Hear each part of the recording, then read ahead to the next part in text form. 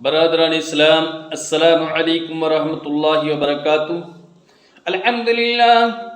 للہ الذی ابدع الافلاک والارضین، والصلاة والسلام علی من کان نبیا وآدم بین الماء والطین، وعلی آلہ واصحابہ اجمعین، اما بعد فاعوذ باللہ من الشیطان الرجیم، بسم اللہ الرحمن الرحیم۔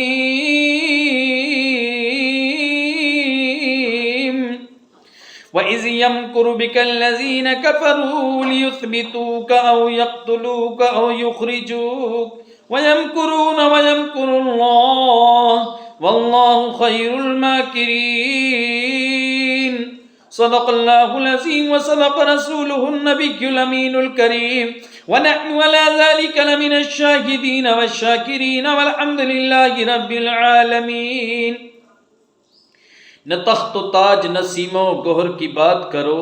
نہ تخت و تاج نسیم و گہر کی بات کرو، جو خیر چاہو تو خیر البشر کی بات کرو۔ اور حجر کے روپ میں یاقوت کو حجر نہ کہو، حجر کے روپ میں یاقوت کو حجر نہ کہو، بشر کے بھیس میں لا کل بشر کی بات کرو۔ اور سمجھ سکے نہ جو اسرار ایکم مثلی، وہ کم نظر ہیں کسی دیدہ ور کی بات کرو۔ میری ملت کے نوجوانوں، میں نے جس آیت مبارکہ کو اپنا عنوان تقریر بنایا،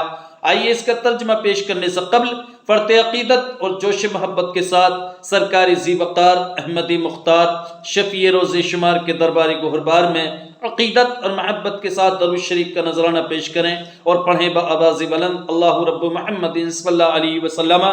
نحن عباد محمد صلی اللہ علیہ وسلم، صلاۃ و سلام علیک یا رسول اللہ صلی اللہ تعالی علیہ وسلم۔ میری ملت کے نوجوانوں، میں نے جس آیت مبارکہ کو اپنا عنوان تقریر بنایا، اس میں پروردگار عالم ارشاد فرماتا ہے: وَإِذْ يَمْكُرُ بِكَ الَّذِينَ كَفَرُوا، اور اے محبوب یاد کرو جب کافر تمہارے ساتھ مکر کرتے تھے، لِيُثْبِتُوكَ، کہ تمہیں قید کر دیں، او يَقْتُلُوكَ، یا تمہیں شہید کر دیں، او يُخْرِجُوكَ، یا تمہیں نکال دیں،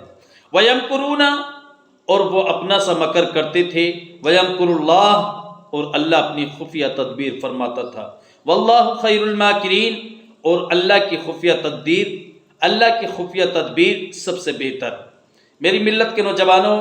یہ اس آیت مقدسہ کا وہ ترجمہ ہے جو امام عشق و محبت فاضل بریلوی علیہ الرحمت والرضوان نے عشق و محبت میں ڈوب کر کیا ہے۔ اب میں اسی آیت مبارکہ سے متعلق کچھ باتیں عرض کرنا چاہتا ہوں۔ سب سے پہلے اس کا شان نزول میں آپ کو بتاؤں گا کہ اس کا شان نزول کیا ہے، یہ آیت مقدسہ کیوں نازل ہوئی اور کس لیے نازل ہوئی اور کن لوگوں کے حق میں نازل ہوئی۔ اس کو بہت غور سے سنیں، انشاءاللہ آپ کو مزہ آئے گا اور آپ کے ایمان میں تازگی، عقیدے میں نکھار پیدا ہوگا۔ میری ملت کے نوجوانوں، میں آپ کو بتاؤں کہ مکہ المکرمہ کی سرزمین پر ایک گھر ہے جس کو دار الندوہ کہا جاتا ہے، جس کا نام دار الندوہ یعنی پنچات گھر ہے۔ مکہ المکرمہ کی سرزمین پر جب پروردگار عالم نے اپنے حبیب صلی اللہ علیہ وسلم کو مبعوث فرمایا، اللہ کے رسول صلی اللہ علیہ وسلم تشریف لائے، تو کفار مکہ، خاص کر خاندان قریش کے جو سردار تھے، عیار، مکار، غدار، جیسے ابو لہب، ابو جہل، عتبہ، شیبہ، ابو سفیان، جبکہ دائرہ اسلام کے اندر داخل نہیں ہوئے تھے، اور ابو الجنتری، حشام بن عمر، ولید ابن مغیرہ، یہ وہ لوگ تھے کہ جن کے کفر میں بدبو آتی تھی اور سڑے ہوئے کافر تھے، اور آئے دن اللہ کے رسول صلی اللہ علیہ وسلم کو اذیت دینے، تکلیفیں پہنچانے کے پلان بناتے رہتے تھے۔ آخر کار اللہ کے رسول صلی اللہ علیہ وسلم کی تبلیغ دین، تبلیغ اسلام جاری اور ساری رہی، اور اسلام کے اندر، دائرہ اسلام کے اندر یک بعد دیگر لوگ داخل ہوتے رہے تو ان کو یہ بات بہت زیادہ کھلنے لگی اور انہوں نے آخری ڈیسیزن لیا، آخری فیصلہ لیا، اور فیصلہ لینے کے بعد دار الندوہ جو مکہ المکرمہ کی سرزمین پر ایک گھر ہے جس کو پنچایت گھر کہا جاتا ہے، اس گھر کے اندر مکے کا کوئی بھی سردار ایسا نہ تھا جو اس گھر کے اندر اکٹھا نہیں ہوا، اور اکٹھا ہونے کے بعد ان لوگوں نے دار الندوہ کا دروازہ بند کر لیا۔ سب مکے کے جتنے بڑے بڑے سردار تھے سب کے سب اس گھر میں اکٹھا ہو گئے، اور اکٹھا ہونے کے بعد دروازہ بند کر لیا۔ جب دروازہ بند ہو گیا اور اپنی کارروائی شروع کرنے کے لیے یہ لوگ جا رہے تھے، اتنے میں دروازہ کسی نے کھٹکھٹایا، اندر سے آواز آئی، من دق الباب، دروازہ کس نے کھٹکھٹایا؟ باہر سے آواز دی، انا شیخ النجد، انا شیخ النجد، میں نجد کا رہنے والا شیخ ہوں۔ کون شیخ تھا یہ نجد کا رہنے والا شیخ وہی تھا، اور اس نجد کا رہنے والا تھا جس نجد کے طرف منہ کر کے پیارے آقا صلی اللہ علیہ وسلم نے بد دعا فرمائی، اور آقا نے ارشاد فرمایا کہ نجد وہ جگہ ہے جہاں سے مجھے کفر کی بو آتی ہے، اور یہاں غدار پیدا ہوں گے، جہاں غدار پیدا ہوں گے۔ یہی ہوا کہ اس نجد سے غدار پیدا ہوئے۔ تو آنے والے شخص نے کہا، انا شیخ النجد، میں نجد کا رہنے والا شیخ ہوں۔ یہ کون شیخ تھا؟ یہ ابلیس تھا، شیطان تھا، جو شیخ نجد بن کے آیا تھا، نجدی شیخ بن کے آیا تھا،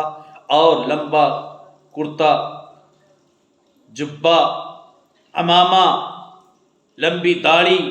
رکھے ہوئے تھا، گویا کہ یہ حقیقی طور پر شیخ بنا ہوا تھا، لیکن یہ شیطان ابلیس تھا۔ اس نے بتایا، میں شیخ نجد ہوں، اور میں نے سنا ہے کہ آپ محمد کے بارے میں کچھ پلان بنا رہے ہیں، مجھے اطلاع ہوئی، اور میں اس لیے آیا ہوں تاکہ میں بھی محمد کے بارے میں کوئی اچھی رائے تمہیں دے دوں، تاکہ تم اس رائے کو لے کے اپنے مقصد میں کامیاب ہو جاؤ۔ شیطان کا ہمیشہ سے یہ طریقہ کار رہا ہے۔ آخر کار ان لوگوں نے، ابو جہل، ابو لہب، عتبہ، شیبہ، ابو سفیان، ان لوگوں نے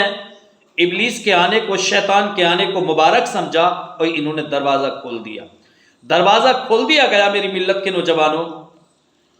قرآن فرماتا ہے جب دروازہ کھل گیا اور حضور صلی اللہ علیہ وسلم سے متعلق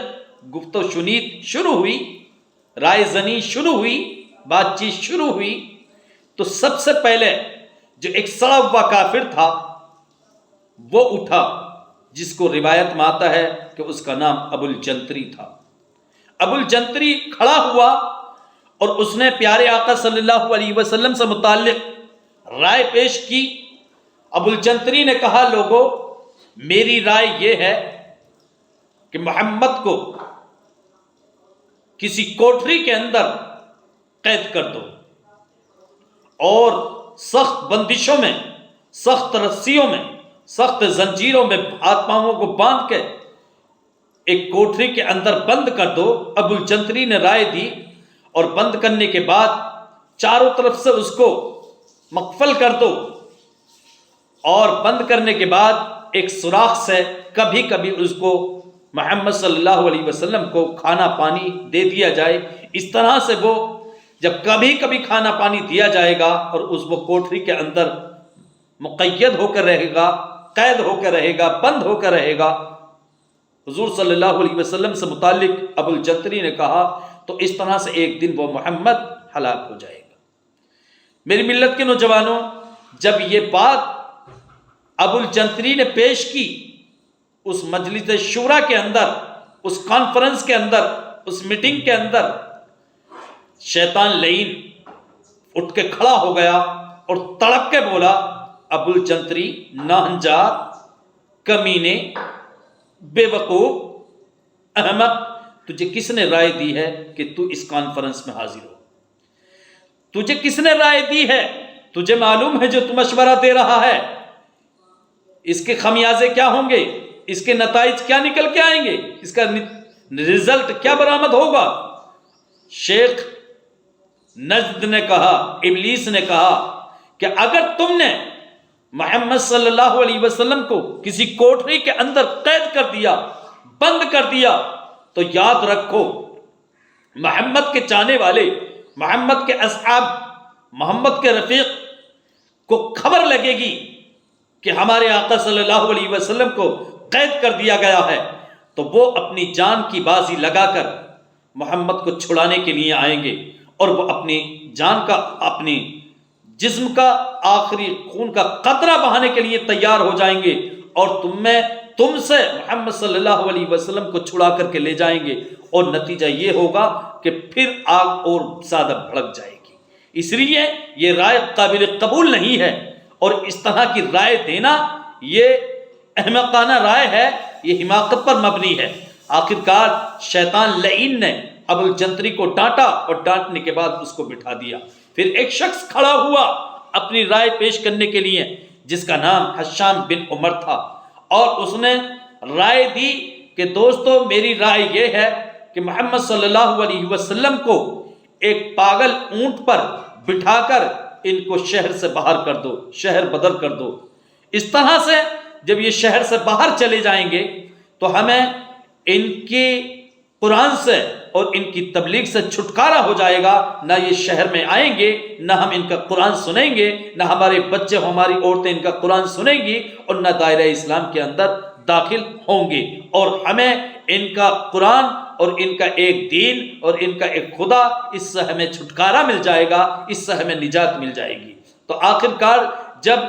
حشام بن عمر نے یہ مشورہ دیا تو شیطان پھر اٹھ کے کھڑا ہوا، اور شیطان نے کہا کہ لعنت ہے تجھ پر اور تیرے مشورے پر اور تیری رائے پر، اور تیری جو یہ صلاح ہے کہ محمد کو ایک اونٹ پہ بٹھا کر شہر سے باہر نکال دو، تجھے معلوم ہے اس کا نتیجہ کیا نکلے گا؟ شیطان لعین نے کہا تو نہیں جانتا اس کا رزلٹ کیا برآمد ہوگا، اس کا نتیجہ یہ نکل کے آئے گا کہ محمد کو ایک اونٹ پر بٹھا کے تم اپنے شہر مکہ سے نکال کے جنگل کی وادیوں میں بھیج دو گے، اور وہ اونٹ لے کر محمد صلی اللہ علیہ وسلم کو کہیں نہ کہیں چلا جائے گا، کسی آبادی میں چلا جائے گا، اور تو جانتا ہے کہ محمد کے کلام میں کتنی مٹھاس ہے، کتنی شیریں ہے۔ سبحان اللہ، شیطان بھی اس بات کا اقرار کر رہا ہے کہ پیارے آقا صلی اللہ علیہ وسلم کے کلام میں، ان کے اخلاق میں، ان کے کردار میں، ان کی شکل و صورت میں کتنی مٹھاس ہے، ان کی ہر بات میں کس قدر مٹھاس ہے کہ دوسرے لوگ سنیں مصطفیٰ کے کلام کو۔ اس لیے تو امام عشق و محبت فرماتے ہیں کہ میں نثار تیرے کلام پر، میں نثار تیرے کلام پر، ملی یوں تو کس کو زبان نہیں، وہ سخن ہے جس میں سخن نہ ہو، وہ بیان ہے جس کا بیان نہیں۔ میری ملت کے نوجوانوں، یوں تو ہر شخص کو زبان ملی ہے اور ہر شخص بات کرتا ہے، لیکن مصطفیٰ کو پروردگار عالم نے وہ زبان عطا کی ہے، وہ زبان عطا کی ہے کہ اس زبان سے وہ کلام نکلتا ہے کہ جس میں کلام کرنے کی گنجائش ہی نہیں ہے، جس میں بات کرنے کی گنجائش ہی نہیں ہے۔ میری ملت کے نوجوانوں، تو آج شیطان لعین بھی کہہ رہا ہے کہ اے حشام بن عمر، تو نے یہ رائے دی ہے کہ محمد کو ایک اونٹ پہ بٹھا کر شہر سے باہر کر دو، شہر بدر کر دو، جلا وطن کر دو، اور ان کو باہر نکال دو۔ تجھے معلوم ہے جب وہ اونٹ ان کو لے کے کسی بستی کے اندر، کسی شہر کے اندر پہنچے گا، اور وہاں مصطفیٰ جان رحمت صلی اللہ علیہ وسلم یعنی ابلیس کہہ رہا ہے محمد جب دوسروں کو اپنا کلام سنائیں گے، قرآن شریف سنائیں گے، کلام الہی سنائیں گے، تو دوسرے لوگ ان کا کلام سن سن کے ان کے گرویدہ ہو جائیں گے، اور جب گرویدہ ہو جائیں گے تو وہ ان کے غلام بن جائیں گے، یہاں تک کہ ایک بہت بڑی تعداد اپنے غلاموں کی لے کے وہ تم پر اٹیک کریں گے، تم پہ حملہ آور ہوں گے، اور نتیجہ یہ نکل کے آئے گا کہ تم ان کے حملے کی، ان کے اٹیک کی تاب نہیں لا سکتے، اور پھر نتیجہ یہ ہوگا کہ تم ان کے غلام بن جاؤ گے اور غلامانہ زندگی تم ان کے ساتھ میں گزارو گے، اس کے علاوہ کوئی دوسرا چارہ نہیں ہوگا۔ تو جب یہ شیطان نے یہ بات اور اس کے نتائج یہ بیان کیے تو حشام بن عمر بیٹھ گیا، اور میری ملت کے نوجوانوں پھر اس کے بعد پوری مجلس کے اندر، مجلس شورا کے اندر جو کانفرنس تھی اس کے اندر ایک سناٹا پھیل گیا اور سناٹا چھا گیا۔ میری ملت کے نوجوانوں آخر میں ایک سڑا ہوا کافر جس کے کفر میں ہمیشہ ہمیشہ بدبو آتی رہے گی، اور جس کا انجام بھی ایسا ہوا کہ اس کے جیسا انجام کسی کا ہوا نہیں ہوگا، اور آخرت میں تو اس کے انجام اور اس کا حساب ہی کچھ الگ ہوگا، اس کا نام ہے ابو جہل۔ میری ملت کے نوجوانوں، ابو جہل وہ سڑا ہوا کافر ہے کہ جس نے اللہ کے رسول صلی اللہ علیہ وسلم کو آئے دن اذیتیں، آئے دن تکلیفیں اور آئے دن ان پر مصائب و آلام کہ پہاڑ گرائے۔ آخر کار نتیجہ یہ ہوا، آخر میں ابو جہل کھڑا ہوا، اور مجلس میں ابو جہل جب کھڑا ہوا اس نے کہا، دوستو، صاحبو، میرے دوستو، میری سمجھ میں ایک رائے آئی ہے، اور مجھے یقین ہے کہ اب تک کسی کے بھی دماغ میں یہ رائے نہیں ہوگی، یہ بات نہیں ہوگی۔ سارے لوگ کان لگا کے سننے لگے اور کان کھڑے کر کے سننے لگے، اور کہا کہ کہیے وہ کون سی بات ہے، وہ کون سی رائے ہے، اس کو پیش کیجئے۔ آخر کار نتیجہ یہ ہوا، ابو جہل نے کہا کہ دوستو، میری سوچ یہ ہے، میری تھنکنگ یہ ہے، میرا مشورہ یہ ہے کہ مکے کے اندر جتنے قبیلے ہیں، جتنے خاندان ہیں، ہر قبیلے کا ایک بہادر نوجوان لیا جائے، اور بہادر نوجوان لینے کے بعد اس کو ان تمام نوجوانوں کو، بہادروں کو، ہر قبیلے کا ایک ایک نوجوان اکٹھا کیا جائے، اور ان قبیلے کے تمام نوجوانوں کو ایک تیز تلوار دے دی جائے، اور تیز تلوار دینے کے بعد میری ملت کے نوجوانوں، ابو جہل کہہ رہا ہے تیز تلوار دینے کے بعد ان سب سے کہا جائے کہ محمد پر یک بار اٹیک کرو، یک بار حملہ آور ہو کر محمد کو قتل کر ڈالو، نہ محمد رہیں گے، نہ ان کا دین رہے گا، اور نہ ان کا قرآن رہے گا، اور ہمیں اس سے چھٹکارا ہو جائے گا۔ اور پھر اس کے بعد ابو جہل نے کہا، خاندان بنو ہاشم مکے کے تمام قبائل سے لڑنے کی طاقت نہیں رکھتے، تمام قبیلوں سے لڑنے کی پاور نہیں رکھتے، اور آخر میں نتیجہ یہ نکل کے آئے گا کہ خون بہا مانگیں گے اور خون بہا ان کو دے دیا جائے گا۔ تمام قبائل، تمام قبیلے اکٹھا ہو کر ایک بڑی رقم اکٹھا کر کے خاندان بنو ہاشم کو دے دیں گے۔ اس طرح سے نہ محمد ہوگا، نہ محمد کا کلام ہوگا، اور نہ محمد کی بات ہوگی، ہمیں اس کے فتنے سے نجات مل جائے گی، اور اس طرح سے ہم سکون پذیر ہو جائیں گے، ہمیں اطمینان ہو جائے گا۔ آخر کار نتیجہ یہ ہوا میری ملت کے نوجوانوں کہ جب ابو جہل نے یہ رائے پیش کی، حضور صلی اللہ علیہ وسلم کے قتل کی رائے پیش کی، شیطان لعین جو یہی چاہتا تھا اس کے من کی بات ابو جہل نے دوسرے شیطان نے کہہ دی۔ شیطان لعین ابلیس، شیخ نجدی شیخ اچھل گیا اور کود گیا، اور اچھلنے کے بعد کہا کہ شاباش، ابو جہل نے جو رائے دی ہے، جو تجویز پیش کی ہے، جو تدبیر پیش کی ہے، یہ سب سے اچھی ہے، اور اسی پر عمل کیا جائے گا، اس کے علاوہ کسی تجویز پر عمل پیرا نہیں ہوا جائے گا، اور کسی کو قابل قبول نہیں سمجھا جائے گا۔ نتیجہ یہ ہوا میری ملت کے نوجوانوں کہ اسی پہ مجلس شورا کانفرنس ختم ہو گئی، اور یہ خونی عزائم، یہ خونی ارادے لے کر کے پوری مجلس برخاست ہو گئی۔ آخر کار نتیجہ یہ ہوا، روایت میں آتا ہے کہ یہ مجلس شاید 10 بجے یا صبح کے وقت قائم ہوئی تھی، اور اللہ کے رسول صلی اللہ علیہ وسلم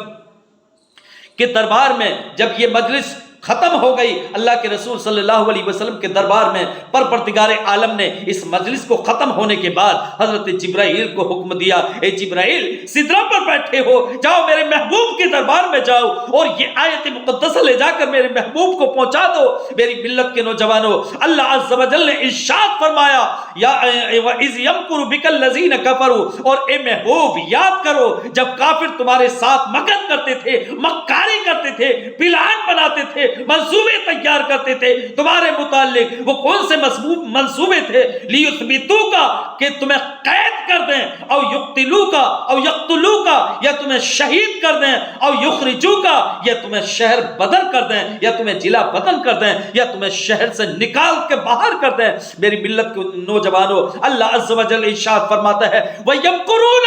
اور وہ اپنا سا مکر کرتے تھے، یعنی جیسی ان کی تھنکنگ تھی، جیسی ان کی سوچ تھی، وہ ایسی مکاری اور ایسا پلان، ایسے منصوبے تیار کر رہے تھے۔ وَيَمْكُرُ اللَّهُ، اور اللہ اپنی خفیہ تدبیر فرما رہا تھا، پروردگار عالم اپنی خفیہ تجویز اور تدبیر فرما رہا تھا۔ اللہ خیر الماکرین، اور اللہ کی خفیہ تدبیر سب سے بہتر ہے۔ میری ملت کے نوجوانوں، اس آیت مقدسہ کا یہی شان نزول ہے، اسی انہی لوگوں سے متعلق یہ آیت مقدسہ پروردگار عالم نے حضرت جبرائیل کو لے کر کے اپنے حبیب کی بارگاہ میں بھیجا تھا۔ اے محبوب، یہ لوگ تمہارے بارے میں تمہیں قید کرنے کا منصوبہ بنا رہے ہیں، اور تمہیں شہید کرنے کا منصوبہ بنا رہے ہیں، تمہیں شہر سے نکالنے کا منصوبہ بنا رہے ہیں، اور یہ اپنے جیسا وَيَمْكُرُونَ، اور یہ اپنے جیسا مکر کر رہے ہیں، مکاری کر رہے ہیں، پلان بنا رہے ہیں، یہ منصوبے تیار کر رہے ہیں۔ اور اے محبوب، تمہیں گھبرانے کی ضرورت نہیں، پریشان ہونے کی ضرورت نہیں، تم گھبراؤ نہیں، اس لیے کہ تمہارا رب تمہارے ساتھ ہے،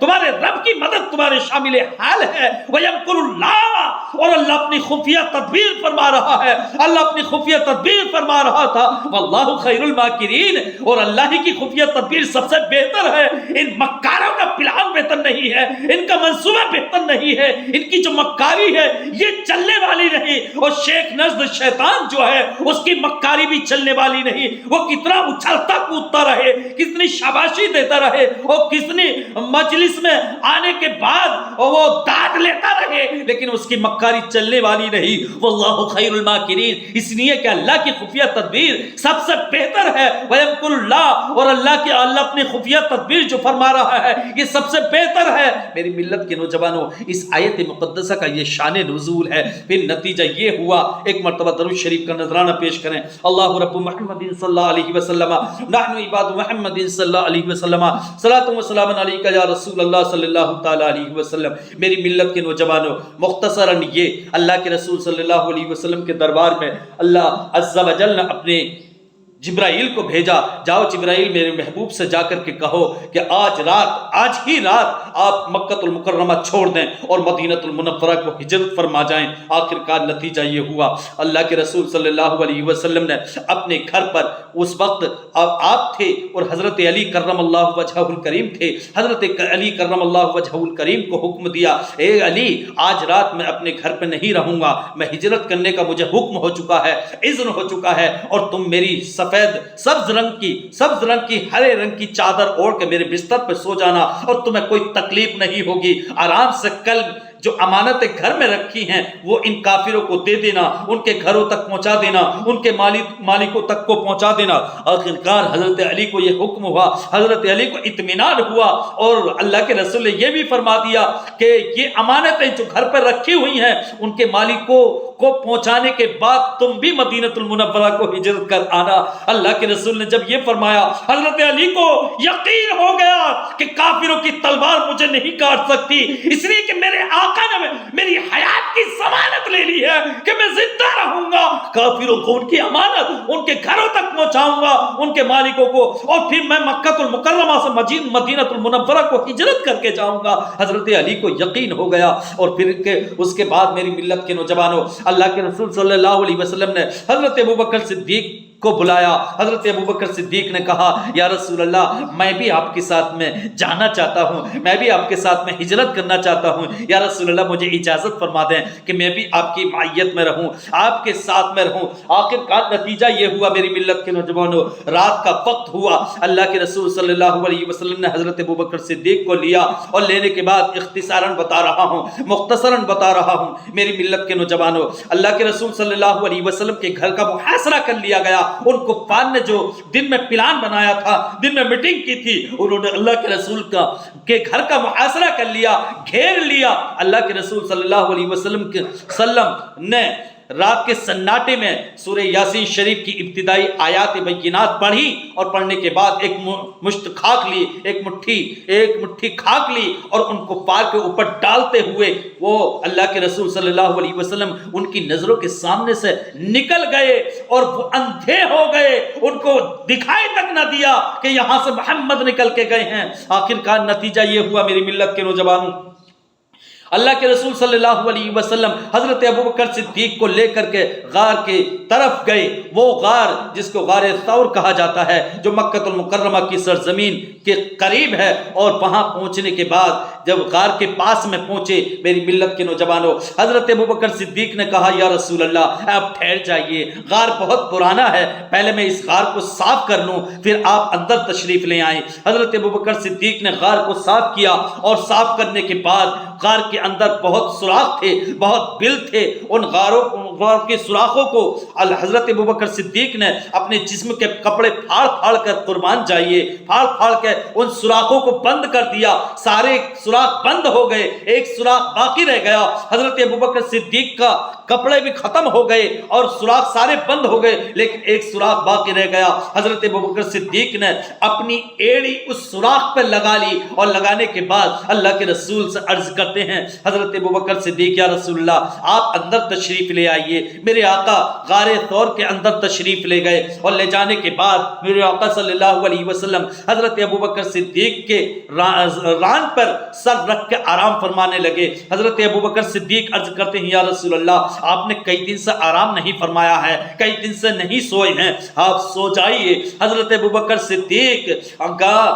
بیٹھے ہیں اور سرکار آرام فرما رہے ہیں میری ملت کے نوجوانوں۔ اور پھر اس کے بعد مدینے کے مکہ المکرمہ کی سرزمین پر کوہرام مچ گیا کہ محمد نکل کے چلے گئے ہیں، پتہ تک نہیں چلا۔ آخرکار ابلیس لعین پہنچا اور پہنچنے کے بعد کفار سے کہا ارے کم بختو، محمد تو یہاں سے نکل کے چلے گئے ہیں اور تمہارے چہروں پر تمہارے سروں پر خاک ڈال کے چلے گئے ہیں۔ آخرکار انہوں نے اپنے سروں پر ہاتھ پھیرا تو واقعی مٹی کے نشانات تھے، انہوں نے دیکھا اور دیکھنے کے بعد گھر کے اندر داخل ہوئے، حضرت علی کو پایا، حضرت علی سے مختصراً پوچھ تاچھ کی۔ حضرت علی نے بتایا کہ مجھے معلوم نہیں کہ محمد صلی اللہ علیہ وسلم کہاں تشریف لے گئے ہیں۔ آخرکار نتیجہ یہ ہوا پورے مکے کے اندر کوہرام مچ گیا کہ محمد یہاں سے چلے گئے ہیں، محمد یہاں سے نکل گئے ہیں۔ آخرکار نتیجہ یہ ہوا دیکھتے دیکھتے سارے لوگ پورا چپا چپا مکے کا چھان مارا لیکن کہیں اللہ کے رسول ان کو نہیں ملے۔ آخرکار نتیجہ یہ ہوا میرے آقا آرام فرما رہے ہیں، اس غار کے اندر آرام فرما رہے ہیں اور میری ملت کے نوجوانوں 3 دن تک اللہ کے رسول صلی اللہ علیہ وسلم اسی غار کے اندر رہے۔ حضرت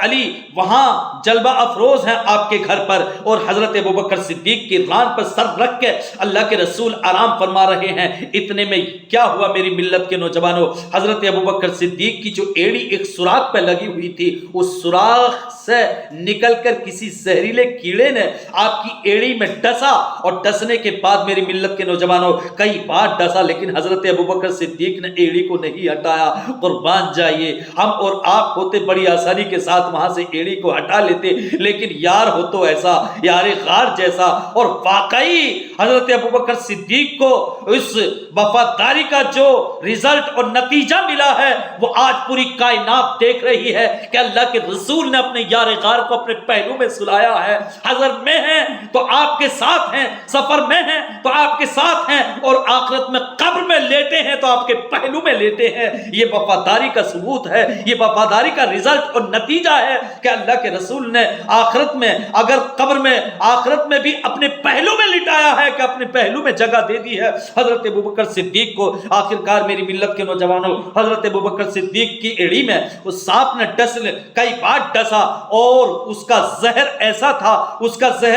تھا کہ اس کے زہر سے آپ کی کھوپڑی کھولنے لگی، آپ کا دماغ کھولنے لگا۔ آخرکار نتیجہ یہ ہوا میری ملت کے نوجوانوں یہ کون سا سانپ تھا. کیسا سانپ تھا میں آپ کو بتاؤں کہ سانپ جب 1000 سال کا ہوتا ہے تو اس کے جسم پہ بال جم کے آتے ہیں, اور جب 2000 سال کا ہوتا ہے تو وہ سانپ گنجا سانپ کہلاتا ہے. یہ سانپ وہ سانپ تھا جو حضرت موسیٰ علیہ السلام کے زمانے کا سانپ تھا. اس نے توریت, انجیل اور زبور کے علماء سے سن رکھا تھا کہ نبی آخر الزمان ہوں گے جن کا نام محمد الرسول اللہ صلی اللہ علیہ وسلم ہوگا, جو ذوی القبلتین ہوں گے, جو دو قبلوں والے ہوں گے, اور وہ مکہ المکرمہ کی سرزمین پر پیدا ہوں گے. اس نے توریت, انجیل اور زبور کے علماء سے سن رکھا تھا. اس سانپ نے میری ملت کے نوجوانوں, اور اس نے یہ بھی سن رکھا تھا کہ مکہ المکرمہ کی سرزمین پر پیدا ہوں گے اور مدینہ المنورہ کو ہجرت فرمائیں گے. اور جب ہجرت فرمائیں گے تو وہ اللہ کے رسول صلی اللہ علیہ وسلم, نبی آخر الزمان محمد الرسول اللہ صلی اللہ علیہ وسلم اسی غار کے اندر, غار طور کے اندر 3 دن تک آرام فرمائیں گے. اس سانپ نے اللہ کی بارگاہ میں دعا کی, مولا تم مجھے اتنی لمبی عمر عطا فرما دے, اتنی لمبی عمر عطا فرما دے, میری عمر میں اتنی برکت عطا فرما دے کہ میں تیرے نبی آخر الزمان کی زیارت کر لوں. سبحان اللہ. وہ سانپ نہیں بلکہ مصطفیٰ کا عاشق تھا. اس نے رب کی بارگاہ میں دعا کی, اے پروردگار عالم تو مجھے اتنی طویل عمر عطا فرما دے کہ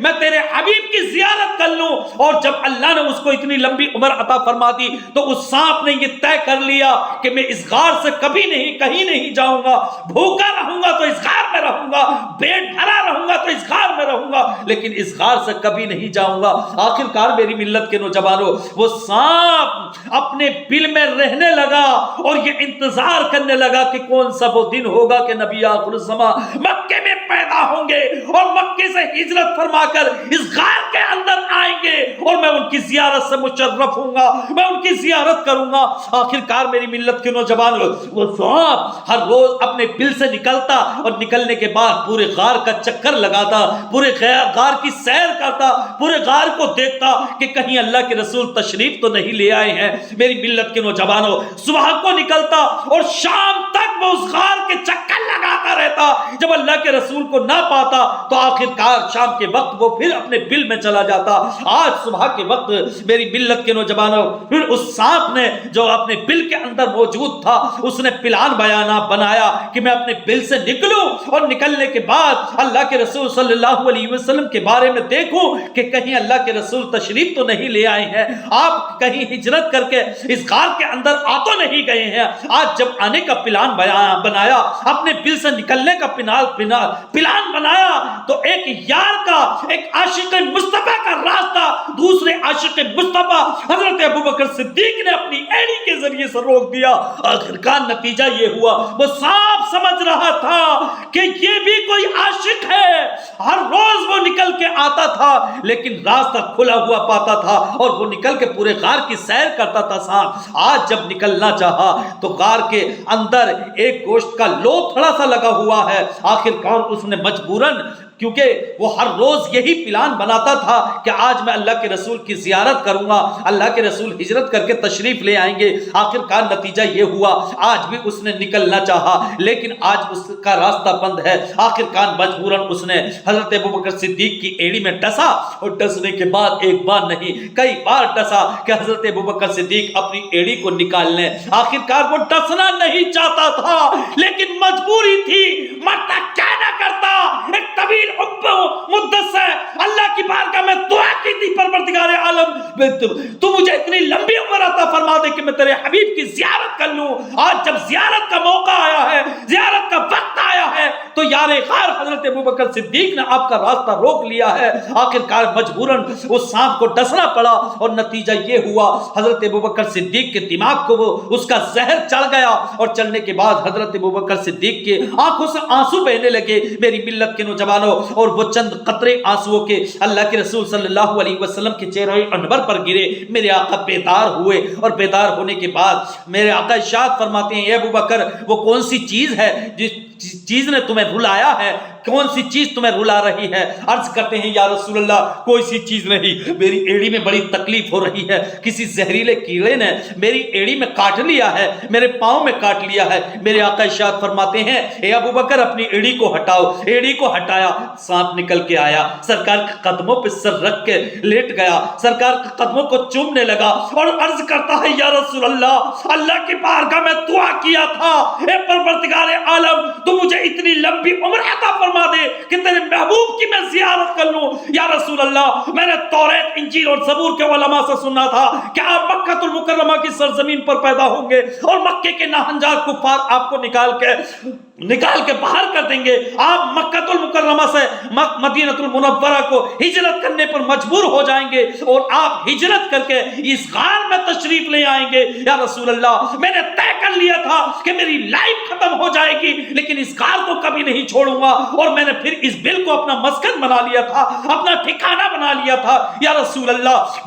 ہر روز اپنے بل سے نکلتا اور آپ کو دیکھنے کے لیے، آپ کی زیارت کرنے کے لیے پورے غار کا چکر لگاتا، لیکن یا رسول اللہ آج جب میں نے نکلنا چاہا تو آپ کے یار غار میں میرا راستہ روک لیا۔ یا رسول اللہ مجھے معاف فرما دیجئے، میں آپ کے یار غار کو ڈسنا نہیں چاہتا تھا، آپ کے یار غار کو کون تکلیف دے سکتا ہے؟ یا رسول اللہ میں آپ کے یار غار کو تکلیف دینا نہیں چاہتا تھا لیکن میرے سامنے مجبوری تھی۔ اگر آج میں حضرت ابوبکر صدیق کی ایڑی میں نہ ڈستا تو آپ کی زیارت سے میں محروم رہ جاتا، اور میں آپ کی زیارت سے محروم نہیں ہونا چاہتا ہوں۔ یا رسول اللہ مجھے معاف فرما دیجئے۔ صاحب اپنی زبان حال سے سن رہا، کہہ رہا ہے میرے آقا اس کی تمام عرضیات سن رہے ہیں، اس کی تمام باتوں کو سن رہے ہیں۔ صاحب نے اس کو معاف کر دیا اور اس نے اللہ کے رسول کی زیارت کر لی، اور زیارت کرنے کے بعد وہ اپنے بل کے اندر چلا گیا۔ اللہ کے رسول ارشاد فرماتے ہیں میرے یار غار ابو بکر اپنی ایڑی، اپنا پاؤں ادھر لاؤ۔ حضرت ابو بکر صدیق اپنی ایڑی اللہ کے رسول صلی اللہ علیہ وسلم کی طرف لے آئے۔ اللہ کے رسول صلی اللہ علیہ وسلم نے اپنا لعاب دہن، اپنے منہ کا تھوک، اپنا مبارک تھوک، اپنا لعاب دہن حضرت ابوبکر صدیق کی ایڑی پر لگایا۔ آپ کی ساری تکلیف کافور ہو گئی، ساری تکلیف دور ہو گئی، اور پھر اسی طرح صحیح و سالم ہو گئے۔ تو میری ملت کے نوجوانوں، اللہ کے رسول صلی اللہ علیہ وسلم نے جب اپنا لعاب دہن حضرت ابوبکر صدیق کی ایڑی پر لگا دیا، آپ آرام فرماتے رہے، اور اس غار کے اندر 3 دن تک مسلسل اللہ کے رسول صلی اللہ علیہ وسلم اس غار کے اندر رہے۔ آخر کار مکے کے کفار کو پتہ چلا، وہ ڈھونڈتے ڈھونڈتے غار کے منہ تک پہنچ گئے، اور غار کے منہ پر مکڑی نے جالا بھی تن دیا اور ایک کبوتری نے انڈے بھی دے دیے۔ سبحان اللہ، وہ اس لیے یہ اللہ عز و جل نے یہ پہرا لگا دیا تاکہ یہ کفار یہ سمجھیں کہ اگر اس غار کے اندر محمد گئے ہوتے تو یہ مکڑی جالا نہ تنتی، اور جالا تن بھی دیتی تو یہ ٹوٹ جاتا، اور کبوتری انڈے نہ دیتی، اگر کبوتری نے انڈے دے بھی دیے تھے تو یہ اس کے انڈے پھوٹ جاتے یا گر جاتے۔ بہرحال اس غار کے اندر کوئی نہیں گیا ہے، ان کی سوچ یہ پیدا ہوئی۔ آخر کار نتیجہ یہ ہوا، جب اب حضرت ابوبکر صدیق نے دیکھا کہ کفار ڈھونڈتے ڈھونڈتے غار کے منہ پہ آ چکے ہیں، اللہ کے رسول سے عرض کرتے ہیں یا رسول اللہ کفار اتنے قریب آ چکے ہیں کہ اگر یہ اپنے قدموں کو دیکھیں گے تو ہمارے سائے کو دیکھ لیں گے کہ ہم اس کے اندر موجود ہیں۔ میرے آقا فرماتے ہیں لا تحزن ان اللہ معنا، اے ابوبکر لا تحزن، تم گھبراؤ نہیں، ان اللہ معنا، اللہ ہمارے ساتھ ہے۔ جب میرے آقا نے یہ ارشاد فرمایا، حضرت ابوبکر صدیق کو اطمینان ہو گیا، سکون ہو گیا، جو گھبراہٹ تھی وہ جاتی رہی۔ اور پھر میرے آقا ارشاد فرماتے ہیں ابوبکر اگر یہ کفار غار کے اندر گھس بھی گئے تو ادھر پلٹ کے دیکھو۔ جب ادھر پلٹ کے دیکھا حضرت ابوبکر صدیق نے تو ایک عظیم سمندر نظر آیا، ایک بڑا سمندر نظر آیا، اور میرے آقا ارشاد فرماتے ہیں اور اس سمندر کے اندر کشتیاں چل رہی تھی۔